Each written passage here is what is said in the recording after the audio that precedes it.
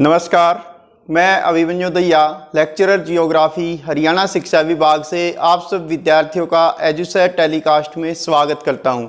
प्यारे विद्यार्थियों, आज हम क्लास 12 जियोग्राफी के चैप्टर 4 ह्यूमन डेवलपमेंट मानव विकास का अध्ययन करेंगे। इस व्याख्यान का उद्देश्य है आप सब विद्यार्थियों को मानव विकास से संबंधित विभिन्न तथ्यों से अवगत कराना है। सबसे पहले हम कुछ क्वेश्चंस के माध्यम से इस अध्याय का अध्ययन करेंगे। क्वेश्चन आता है कि वृद्धि किसे कहते हैं, वृद्धि और विकास में क्या संबंध है। अथवा में क्वेश्चन हो सकता है कि विकासहीन वृद्धि से आप क्या समझते हैं, या विकास और वृद्धि में क्या अंतर होता है।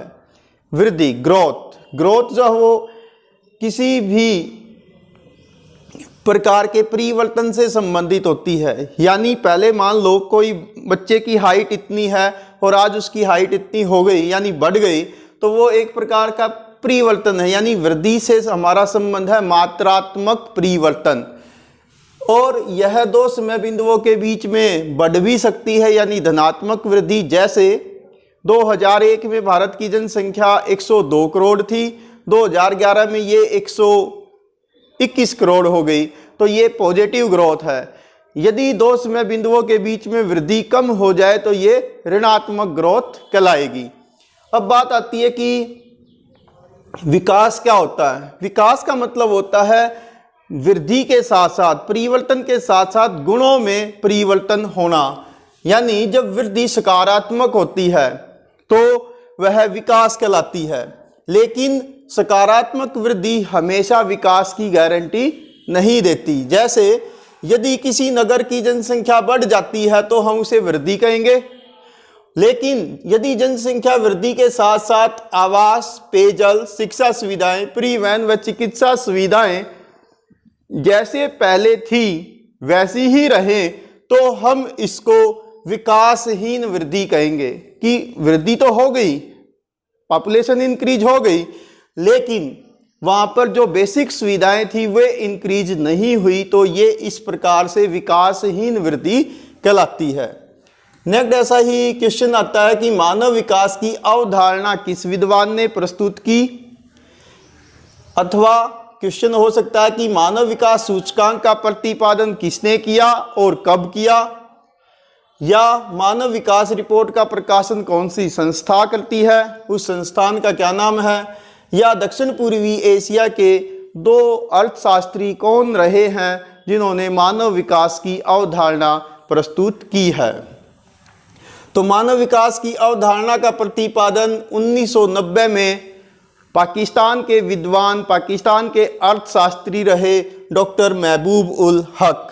ये आप तस्वीर देख रहे हैं, और इनके सहयोगी रहे भारत के नोबेल प्राइज अर्थशास्त्री, नोबेल विजेता अर्थशास्त्री डॉक्टर अमर्त्य सेन। इन दोनों ने मानव विकास की अवधारणा को प्रस्तुत किया था 1990 में। और डॉक्टर अमर्त्य सेन ने कहा था कि मानव विकास का उद्देश्य या ध्येय स्वतंत्रता में वृद्धि और परतंत्रता में कमी है। मानव विकास सूचकांक का प्रयोग UNDP, यूएनओ की एक पार्ट है, ये यूनाइटेड नेशन डेवलपमेंट प्रोग्राम, जो हर वर्ष पूरे विश्व के अधिकांश देशों की HDI रिपोर्ट प्रस्तुत करता है, उसको तैयार करता है। लोगों के जीवन की गुणवत्ता में सुधार करना मानव विकास कहलाता है। और मानव विकास का उद्देश्य केवल आर्थिक विकास नहीं है, मनुष्य का सामाजिक, सांस्कृतिक और शैक्षणिक विकास करना भी है। 1990 में UNDP की जो मानव विकास रिपोर्ट प्रस्तुत हुई, उसमें मानव विकास की परिभाषा इस प्रकार दी गई।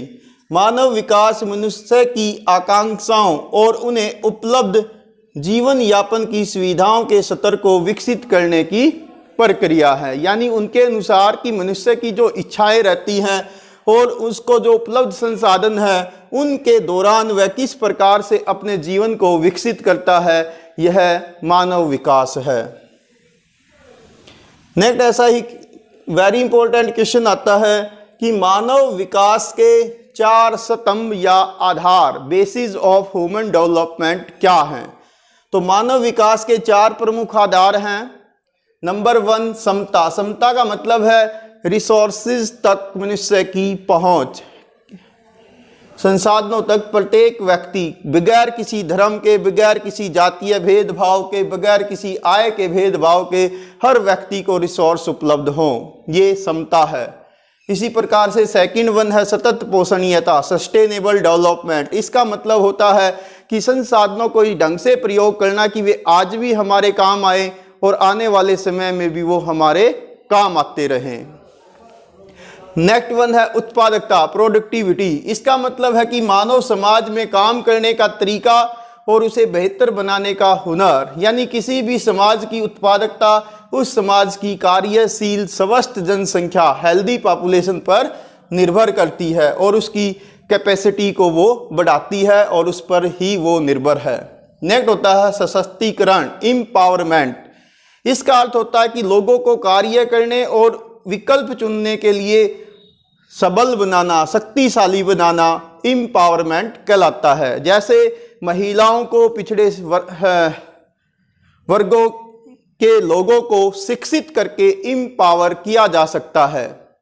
शिक्षा के माध्यम से लोगों की कैपेसिटी बढ़ती है, उसका ज्ञान बढ़ता है, उसमें स्किल और तकनीक को प्रयोग करने की कैपेसिटी आती है। तो इस प्रकार से इस प्रकार का विकास सशक्तिकरण कहलाता है।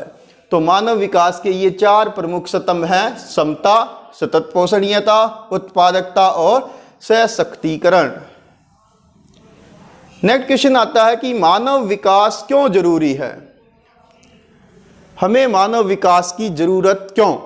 तो उसके पीछे कारण है कि जीवन स्तर को सुधारने के लिए, हर मनुष्य का जीवन अच्छा हो, लोगों के लिए विकल्पों को बढ़ावा देने के लिए, शिक्षा, कुशलता और स्वस्थ जीवन के लिए हमें मानव विकास की जरूरत है। प्रजनन दर को नियंत्रित करने के लिए और विकास के साथ साथ मनुष्य में सतत पोषणीयता के गुण डेवलप करने के लिए कि हम संसाधनों का प्रयोग करें, उसके साथ साथ हम पर्यावरण की रक्षा भी करें। गरीबी को दूर करने के लिए, समाज में शांति व्यवस्था बनाए रखने के लिए, यानी अशांति को दूर करना, राजनीतिक अस्थिरता को ठीक करना, इन सब उद्देश्यों के लिए मानव विकास जरूरी है। नेक्स्ट ऐसा ही क्वेश्चन आता है कि मानव विकास के उपागम कौन से हैं, अप्रोचेज कौन से हैं? तो मानव विकास के 4 प्रमुख अप्रोच हैं, जिनमें सबसे पहला है आय उपागम। यानी मानव विकास की अवधारणा के अंतर्गत जब हम किसी स्थान के मनुष्यों की अध्ययन करते हैं, विश्लेषण करते हैं, तो हम सबसे पहले देखते हैं कि वहाँ के लोगों का जो इनकम स्टेटस है वो क्या है, उनकी आय के स्रोत क्या हैं। यह मानव विकास को जानने का सबसे पुराना उपागम है। इसे इनकम उपागम भी कह सकते हैं। यह आय के आधार पर किसी भी स्थान की जनता या वहाँ के लोगों को उनके योग्यता को जानने का एक सबसे पुराना मानव विकास का उपागम है। सेकंड है कल्याणपरक उपागम। इस अप्रोच के अंतर्गत मनुष्य के लिए कल्याणकारी योजनाओं पर ध्यान दिया जाता है, जैसे शिक्षा, स्वास्थ्य, सामाजिक सुरक्षा, सुख सुविधाएं खर्च करने के आधार पर इसके अंतर्गत मानव विकास का अध्ययन किया जाता है कि क्या हर व्यक्ति को इन सामाजिक सुविधाओं का लाभ प्राप्त हो रहा है या नहीं हो रहा है। नेक्स्ट आता है आधारभूत उपागम। आधारभूत उपागम ILO की देन है। ILO का अर्थ होता है इंटरनेशनल लेबर ऑर्गेनाइजेशन, अंतरराष्ट्रीय श्रम संगठन। इसके अंतर्गत मनुष्य की न्यूनतम मिनिमम 6 जो बेसिक नीड्स हैं उनका ध्यान रखा जाता है कि क्या हर मनुष्य को वो बेसिक नीड्स मिल पा रही हैं या नहीं मिल पा रही हैं, जैसे स्वास्थ्य, शिक्षा, भोजन, जलापूर्ति, स्वच्छता और आवास। तो इन बेसिक नीड्स के आधार पर भी हम मानव विकास का अध्ययन करते हैं। नेक्स्ट आता है समता उपागम। समता उपागम डॉक्टर अमर्त्य सेन की देन है, जिन्होंने मानव विकास का प्रतिपादन करने वाले डॉक्टर महबूब उल हक का सहयोग किया। तो इनके अनुसार समताओं के विकास के बिना मनुष्य संसाधनों तक नहीं पहुंच सकता। डॉक्टर अमर्त्य सेन का मानना है कि समताओं का निर्माण ही मानव विकास की कुंजी है, की ऑफ ह्यूमन डेवलपमेंट है। नेक्स्ट क्वेश्चन आता है कि मानव विकास को कैसे मापा जाता है, या मानव विकास को मापने के 3 मूलभूत क्षेत्र कौन से हैं। तो किसी भी स्थान पर मानव विकास को मापने के लिए हम सबसे पहले वहाँ के लोगों के स्वास्थ्य का स्तर देखते हैं, सेकंड वन उनका एजुकेशन का स्तर देखा जाता है, और तीसरा संसाधनों तक उनकी पहुंच का मूल्यांकन करते हैं। इस आधार पर फिर सूची तैयार की जाती है और देशों का एक पदानुक्रम यानी रैंक तैयार किए जाते हैं कि कौन सा देश HDI में सबसे टॉप पर है और उस हिसाब से कौन सा सबसे बॉटम पर है।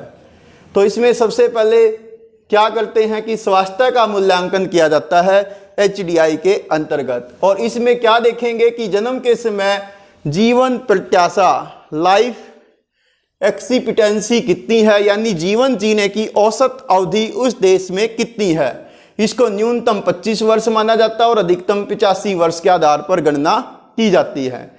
सेकंड आता है ज्ञान तक पहुंच, इसमें प्रौढ़ साक्षरता दर, सकल नामांकन यानी टोटल कितने विद्यार्थियों का नामांकन हुआ है, ग्रोस इनरोलमेंट रेशो इसमें देखते हैं। ऐसे सूचकों के आधार पर 0% से 100% के बीच में ज्ञान के आधार पर शिक्षा के लेवल पर आकलन किया जाता है।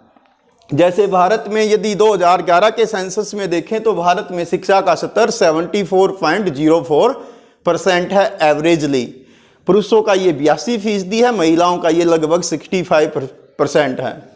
ऐसे ही आता है संसाधनों तक पहुंच, इसको अमेरिकी डॉलर में क्रय शक्ति यानी खरीदने की कैपेसिटी के आधार पर देखते हैं, उसमें मापा जाता है। इसको न्यूनतम $100 मानते हैं और अधिकतम $40,000 में आकलन किया जाता है। देन वेरी इंपॉर्टेंट है कि मानव विकास को 0 और 1 के मध्य मापा जाता है, यानी जब रैंक जारी करेंगे किसी देश का तो 0.001 से लेकर और 0.999 तक आकलन करते हैं, यानी 0 और 1 के बीच में, यानी 0 से डिजिट 3 तक, यानी 0.001 से 0.999 तक रैंक दिए जाते हैं। जिस देश का स्कोर 1 के जितना पास होगा उसका HDI उतना ही अच्छा होगा, यानी 5 से नीचे है तो लो HDI है, 5 से ऊपर है तो अच्छा HDI, और जितना वो 1 की ओर जाएगा तो HDI वहाँ का अच्छा है। इसी प्रकार से एक आकलन करते हैं HPI का, ह्यूमन पॉवर्टी इंडेक्स, मानव गरीबी सूचकांक। इसके अंतर्गत क्या देखते हैं कि 40 वर्ष की आयु तक जीवित न रह पाने की संभावनाएं कितनी है, प्रौढ़ निरक्षरता दर कितनी है यानी युवा हैं और वो पढ़े लिखे नहीं हैं, स्वच्छ जल तक पहुंच है या नहीं है, और यदि नहीं है तो कितने लोग हैं, कम भार वाले छोटे बच्चों की संख्या कितनी है यानी जिनमें अल्प पोषणता है। तो इन आधारों पर गरीबी का मूल्यांकन करते हैं। मानव विकास को मापने की विधियों में निरंतर सुधार भी हो रहा है। वर्तमान में कई सारे देशों ने भ्रष्टाचार यानी करप्शन को भी शामिल किया है मानव विकास को आकलन करने में, और राजनीतिक स्वतंत्रता को भी मानव विकास के अंतर्गत कैलकुलेशन में, ह्यूमन डेवलपमेंट इंडेक्स की कैलकुलेशन करने में शामिल किया है। नेक्स्ट क्वेश्चन है कि HDI क्या है, विभिन्न देशों की इसमें तुलना कीजिए, या मानव विकास में सर्वोच्च और निम्न पायदान पर कौन से देश हैं। देखो HDI का मतलब होता है human development index, H for human, D for development और I मीन्स इंडेक्स, मानव विकास सूचकांक, और इसको 0-1 में मापते हैं। जिस देश का स्कोर 1 के जितना पास होगा वहाँ का HDI उतना ही अच्छा होगा। वर्ष 2020 के अनुसार यानी 2020 के अनुसार विश्व के 189 कंट्रीज की HDI जारी की गई। उसके अंतर्गत 3 प्रकार की कैटेगरी हम बांट सकते हैं। एक वे हैं जो उच्च मानव विकास वाले देश हैं, इनमें HDI का स्कोर 0.8 से ऊपर होता है। ऐसे देशों की संख्या विश्व में 66 है। और सर्वोच्च HDI वाले देशों में नॉर्वे का, यानी विश्व में सबसे उच्चतम HDI नॉर्वे का है। सेकंड पोजीशन आयरलैंड की है, third Switzerland, fourth Hong Kong, fifth पे आइसलैंड, सिक्स पे जर्मनी है, सेवन्थ पे स्वीडन है, आठवां स्थान ऑस्ट्रेलिया का है, इंग्लैंड का स्थान 13वां है, USA का 17th है। तो ये उच्च HDI वाले देश हैं। इन देशों में जो सामान्य विशेषताएं आप देखेंगे, वहाँ पर सामाजिक सेक्टर में यानी सरकार की तरफ से बेनिफिशरीज जो बेसिक नीड्स हैं, बेसिक सुविधाएं हैं समाज की, उन पे बहुत ध्यान दिया जाता है। लोक कल्याणकारी योजनाओं को सख्ती से और ईमानदारी से लागू किया जाता है। वहाँ पर सुशासन होता है, यानी करप्शन कम होता है। वहाँ जीवन की गुणवत्ता पर ध्यान दिया जाता है और वहाँ पर हाई लेवल की औद्योगिकी यानी इंडस्ट्रियल सेक्टर में ज़्यादा निवेश होता है और वहाँ पर उच्च प्रौद्योगिकी का स्तर मिलता है। सेकंड वन होते हैं मध्यम HDI वाले देश, जिनका रैंक 0.5 से 0.799 के बीच में है। दुनिया में ऐसे लगभग 105 देश हैं, यानी सबसे ज़्यादा देश इसी कैटेगरी में शामिल हैं। जैसे भारत का रैंक 2020 के अनुसार 131 है, ब्राज़ील 85वें स्थान पर है, क्यूबा 70वें स्थान पर है, श्रीलंका 72वें स्थान पर है, मैक्सिको 74वें स्थान पर है।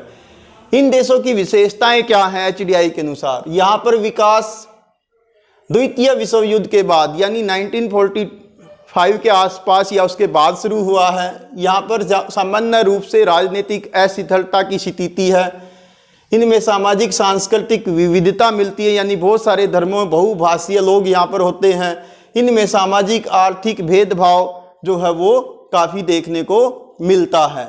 इसी प्रकार से तीसरा जो वर्ग है वो है निम्न आय वर्ग। इसके अंतर्गत 0.5 से नीचे के रैंक वाले देशों को शामिल किया जाता है। ऐसे देश HDI के अनुसार 2020 में 18 है, जिसमें नाइजर 189 यानी सबसे लोवेस्ट HDI 2020 के अनुसार नाइजर का है। अफ्रीका में है यहाँ पर नाइजर, यहाँ सबसे कम HDI है। इसके अलावा सेंट्रल अफ्रीकन रिपब्लिक, चाड, साउथ सुडान, तो ये वाले जो आप रेड कंट्रीज देख रहे हैं अफ्रीका के, इनमें HDI सबसे कम है। इनमें भी आप विशेषता देखेंगे तो ये ज़्यादातर छोटे देश हैं। यहाँ पर राजनीतिक उपद्रव, गृह युद्ध, सामाजिक अस्थिरता देखने को मिलती है। इन देशों में अकाल यानी बारिश कम होती है, लंबे समय तक ड्रॉट होता है और बीमारियों का दौर यहाँ पर देखने को मिलता है। तो यदि हम HDI की बात करें तो यहाँ नॉर्वे का HDI सबसे टॉप पे है और यहाँ पर नाइजर का सबसे कम है। भारत का HDI मध्यम स्तर का है और सबसे टॉप पे ये नॉर्वे है और सबसे नीचे पायदान पर नाइजर है। नेक्स्ट क्वेश्चन आता है कि वर्ष 2005 के मानव विकास सूचकांक के अनुसार भारत का कोटि क्रम कौन सा था और वर्तमान में यह कितना है और भारत के पड़ोसी देशों के तुलना में भारत की क्या स्थिति है? 2005 में 177 देशों का HDI जारी किया गया था, जिसमें भारत का रैंक 128वां था। 2020 में 189 कंट्रीज का HDI जारी किया गया है, जिसमें से भारत का स्थान 131वां है और भारत की HDI वैल्यू है 0.645।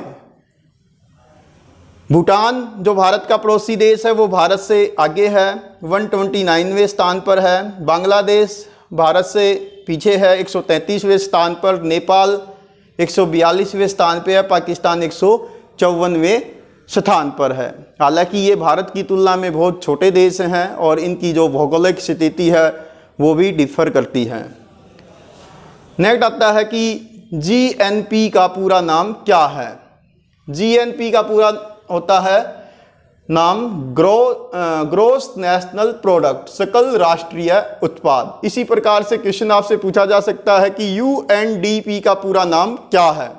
यूनाइटेड नेशन डेवलपमेंट प्रोग्राम, संयुक्त राष्ट्र विकास कार्यक्रम, जो पूरे विश्व का HDI जारी करता है और डॉक्टर महबूबुल हक के द्वारा बनाए HDI को ही ये यूज करता है 1990 से कंटिन्यू। ये आप UNDP का लोगो देख रहे हैं। नेक्स्ट क्वेश्चन आता है कि मानव विकास के ह्रास के क्या कारण हैं? बहुत सारे देशों में हम देखते हैं कि मानव विकास का स्तर अच्छा नहीं है, वहाँ पर मानव विकास कम पाया जाता है। तो क्या कारण है? वहाँ सामान्य रूप से राजनीतिक उपद्रव होंगे, वहाँ पर गृह युद्ध की स्थिति देखने को मिलती है, सामाजिक अस्थिरता मिलती है, अराजकता का माहौल होता है यानी दंगे फसाद होते हैं, वहाँ पर प्राकृतिक रूप से अकाल या लंबे समय तक सूखा रहता है और वहाँ पर बीमारियाँ और महामारियों का दौर रहता है। जैसे इसमें कोविड-19 यानी कोरोना जैसी महामारी है जो विश्व के अधिकांश देशों को प्रभावित किए हुए हैं। तो इन सब का कहीं ना कहीं मानव विकास पर नेगेटिव इम्पैक्ट पड़ता है। नेक्स्ट क्वेश्चन आता है कि जीडीपी यानी सकल घरेलू उत्पाद और जीएनआई ग्रॉस नेशनल इनकम सकल राष्ट्रीय आय में क्या अंतर है या इनकी क्या परिभाषाएं हैं? देखो, सकल घरेलू उत्पाद का मतलब होता है किसी एक देश की सीमाओं में उत्पादित समस्त वस्तुओं और सेवाओं का मुद्रा में वैल्यू कितना है। यानी जैसे भारत का यदि उदाहरण लें तो भारत और भारत की जो मेन स्थल भूमि है इसके अंदर समस्त प्रकार से हम जहाँ से भी पैसा जनरेट करते हैं, चाहे वो खेती, उद्योग, धंधे, सेवाएं हैं, उन सब की टोटल वैल्यू कितनी है मुद्रा में। इसमें विदेशों से जो पैसा हमें प्राप्त होता है उसको शामिल नहीं किया जाता। जबकि दूसरा होता है ग्रॉस नेशनल इनकम सकल राष्ट्रीय उत्पाद। इसमें जो सकल घरेलू उत्पाद है यानी जीडीपी है, उसके साथ साथ जो विदेशों में भारत के लोग रहते हैं और वहाँ पर उत्पादन करते हैं, वहाँ पर सेवाएं देते हैं, वहाँ से पैसा कमाते हैं, जनरेट करते हैं, तो वो पैसा भी इसमें जोड़ लिया जाता है। तो ये जीएनआई कहलाता है। नेक्स्ट क्वेश्चन आता है कि भारत की प्रति व्यक्ति आय पर कैपिटा इनकम। यहाँ आप ध्यान रखेंगे कभी कभी आपसे पेपर में केवल ये शब्द पूछ लेगा कि पीसीआई का पूरा नाम क्या है, तो ये है पर कैपिटा इनकम। अंग्रेजी भाषा में पर कैपिटा इनकम कहेंगे, हिंदी में से प्रति व्यक्ति आय कहेंगे। तो इसके प्रादेशिक स्तर का वर्णन कीजिए, यानी भारत में प्रादेशिक रूप से इसमें क्या भिन्नता मिलती है। तो देखो, भारत में प्रति व्यक्ति आय 1950-51 में 255 रुपये थी, जो बढ़कर 2005 में 29,462 हो गई, जो इस समय 2019-20 में लगभग 94,566 हो गई है। यानी धीरे धीरे भारत आर्थिक रूप से सक्षम होता जा रहा है, तरक्की हो रही है। यदि भारत में राज्यों का आधार पर देखें तो पंजाब सबसे रिचेस्ट स्टेट है, अच्छी डेवलपमेंट है एग्रीकल्चर की, एग्रीकल्चर सेक्टर में अधिक निवेश होने के कारण पंजाब सबसे रिचेस्ट स्टेट है। यहाँ गरीबों की संख्या सबसे कम है। हरियाणा, गुजरात, हिमाचल प्रदेश, केरल, महाराष्ट्र, दिल्ली, चंडीगढ़, पुदुचेरी और अंडमान निकोबार द्वीप समूह ये सब अच्छी आर्थिक स्थिति में हैं। इसके विपरीत उड़ीसा भारत का सबसे पुअरेस्ट स्टेट है, जहाँ पर गरीबों की संख्या सबसे ज़्यादा है। इसके साथ बिहार, झारखंड, पश्चिमी बंगाल, आसाम, राजस्थान, मध्य प्रदेश में प्रति व्यक्ति आय कम है। देश में लगभग 75% गरीब ग्रामीण क्षेत्रों में रहते हैं। उड़ीसा जो भारत का पुअरेस्ट स्टेट है उसमें कम से कम 47% जनसंख्या ऐसी है जो गरीबी रेखा से नीचे रहती है, बीपीएल परिवार हैं वो ज़्यादातर। और इसके बाद बिहार, जिसमें 43% जनसंख्या गरीबी रेखा या उसके नीचे रहती है। 1999-2000 में भारत की कुल जनसंख्या का लगभग 26% यानी लगभग 26 करोड़ जनसंख्या गरीब है 2000 के अनुसार। ग्रामीण और नगरीय क्षेत्रों में यदि देखें तो ग्रामीण क्षेत्रों में गरीबी 27% देखने को मिलती है, जबकि शहरी क्षेत्रों में ये 23% है, यानी गाँव में गरीबी का स्तर ज़्यादा है। इसी प्रकार से भारत में गरीबी का आकलन जो है वो ministry of statistics and programme implementation के तहत राष्ट्रीय नमूना सर्वेक्षण संगठन NSSO करता है, नेशनल सैंपल सर्वे ऑफिस, इसके द्वारा किया जाता है। यहाँ ध्यान रखेंगे आप, कभी कभी आपसे ये क्वेश्चन पूछा जाएगा कि भारत में गरीबी का आकलन कौन सी संस्था करती है, तो आप बताएंगे NSSO करती है। ये आप ministry of statistics and programme implementation के लोगों को आप देख रहे हैं, ये NSSO इसी के अंतर्गत काम करता है। नेक्स्ट क्वेश्चन है आपके लिए कि गरीबी किसे कहते हैं। गरीबी का अर्थ है जीवन का निम्न स्तर, यानी जहां पर जीवन जीने की दशाएं अच्छी ना हो उसे गरीबी कहते हैं। गरीबी में जीवन की निम्न गुणवत्ता, कुपोषण, इस प्रकार की कई समस्याएं देखने को मिलती है। साथ ही साथ निरक्षरता भी इसमें शामिल किया जाता है। वह व्यक्ति जो गरीबी रेखा से नीचे जीवन व्यतीत करता है उसे BPL कहा जाता है, यानी बिलो पॉवर्टी लाइन। और जो परिवार गरीबी रेखा से ऊपर जीवन व्यतीत करते हैं उन्हें APL बोला जाता है, अबोव पॉवर्टी लाइन। भारत में गरीबी के कुछ प्रमुख कारण इस प्रकार से हैं, जैसे अशिक्षा, यानी पढ़ाई का स्तर कम होना, रोजगार की कमी होना, कुपोषण यानी भर पेट भोजन नहीं मिलना, यानी भोजन में पोषक तत्वों की कमी होना, भूमिहीनता, शारीरिक अपंगता, फिजिकल डिसेबिलिटी, और अनियमित मजदूरी, यानी हमारे यहाँ पर ये बहुत सारे कारण हैं जो गरीबी को बढ़ावा देते हैं। नेक्स्ट क्वेश्चन आता है कि भारत में मानव विकास के प्रादेशिक भिन्नता किस प्रकार से है, यानी रैंक के आधार पर। तो यदि हम HDI का रैंक देखें तो केरल का रैंक सबसे सर्वोच्च है जो 0.638 के आसपास है। बिहार का HDI सबसे कम है जो 0.367 है। 2005 का यदि हम HDI देखें तो भारत का एवरेज 0.472 था।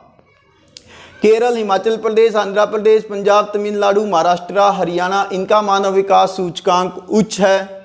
इसके विपरीत बिहार, आसाम, उत्तर प्रदेश, मध्य प्रदेश, उड़ीसा, राजस्थान, वेस्ट बंगाल, इनका मानव विकास सूचकांक कम देखने को मिलता है।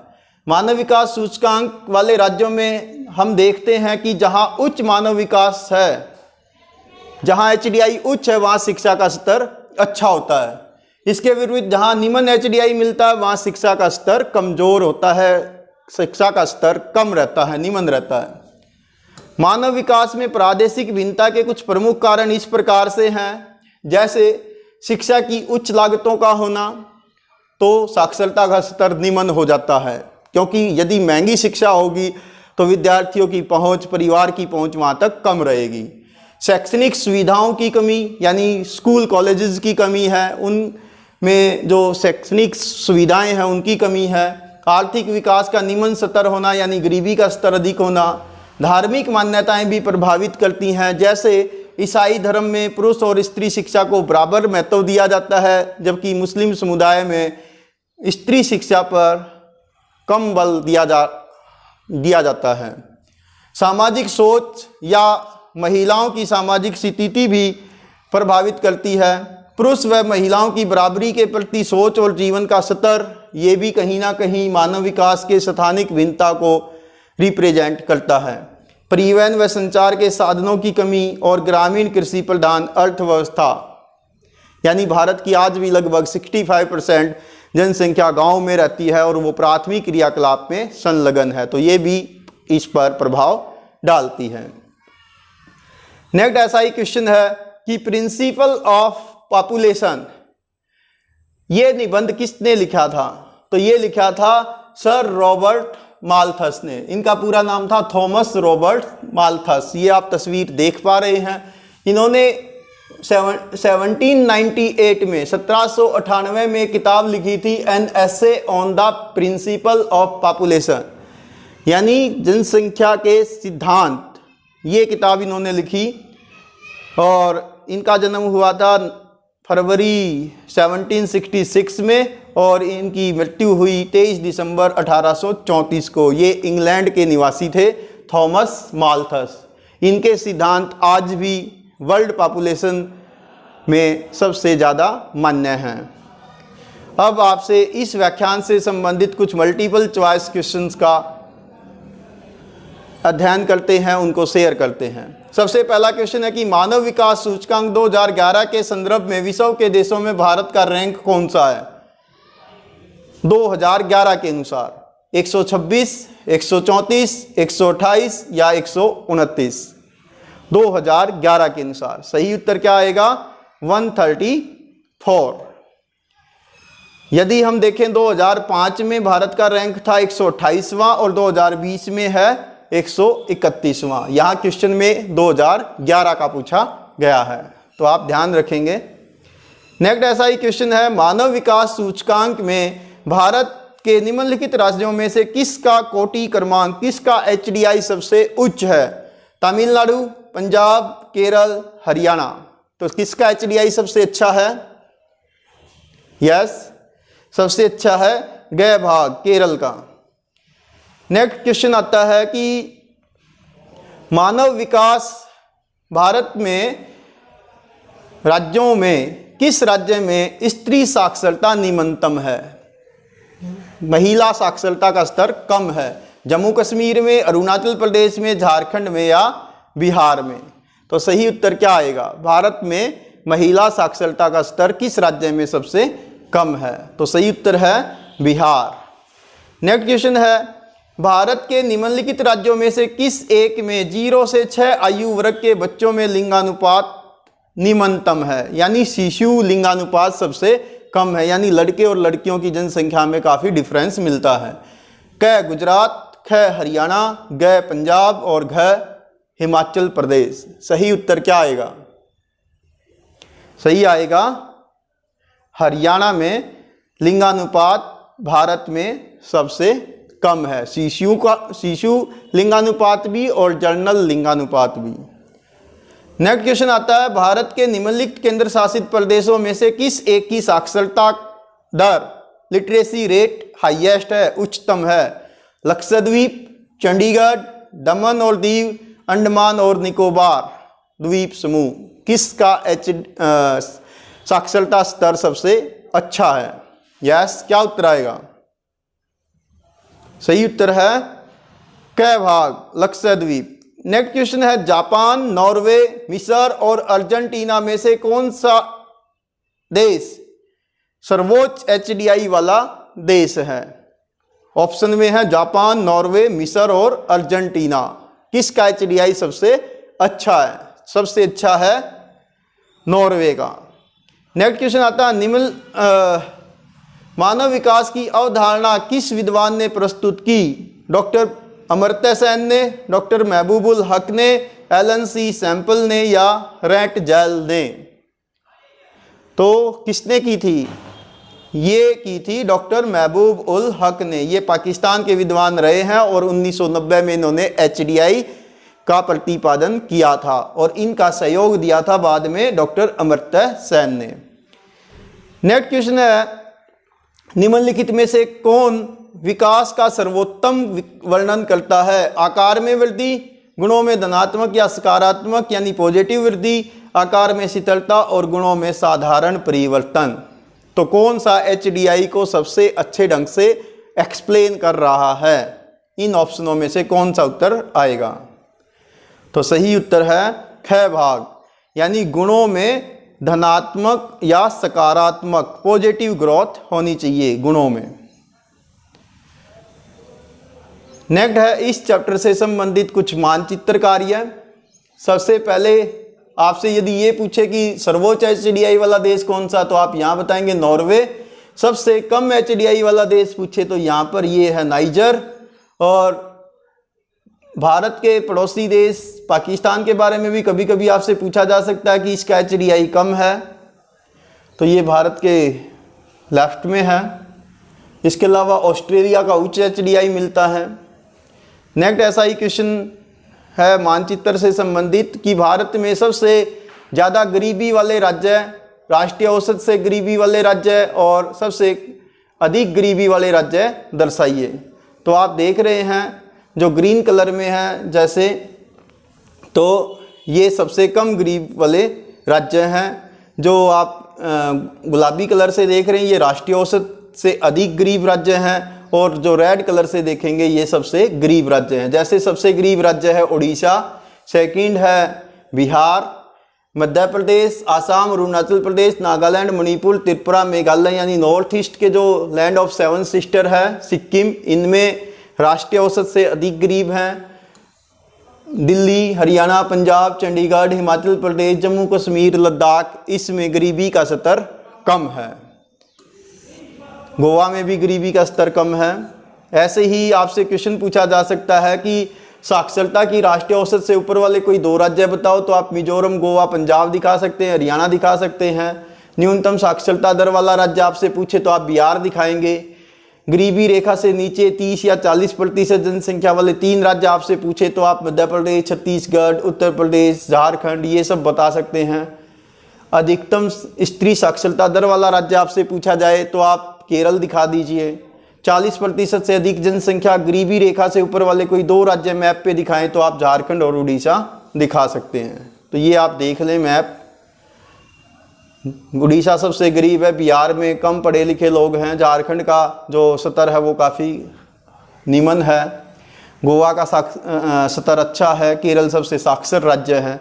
तो आप ऐसे मानचित्र, मिजोरम का भी स्तर अच्छा है जिसमें साक्षरता जो है वो राष्ट्रीय एवरेज से ऊपर है।